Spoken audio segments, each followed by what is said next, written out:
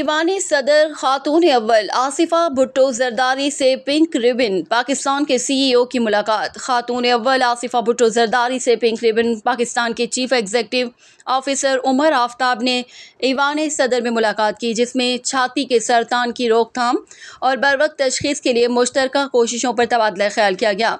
खातून अव्वल ने कहा कि पाकिस्तान में हर 9 में से एक खातून को छाती के सरतान का खतरा लाहक है और ताख़ीर से तशखीस के बाइस हर साल हज़ारों ख़वातीन जान की बाजी हार जाती हैं, जबकि बरवक्त तशखीस की सूरत में शिफायाबी की शरह 90% से भी ज़ायद है। उन्होंने ज़ोर दिया कि हर खातून को बरवक्त स्क्रीनिंग, दुरुस्त तशखीस और मेयारी इलाज की सहूलत मैसर होनी चाहिए और ख़वातीन की सेहत को कौमी तरजीह बनाया जाना ज़रूरी है।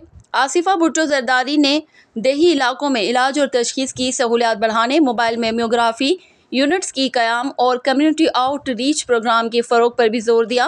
उन्होंने मीडिया, तालीमी इदारों और मजहबी रहनुमाओं से मुल्क के आगाही मुहिम में फ़आल किरदार अदा करने की अपील की।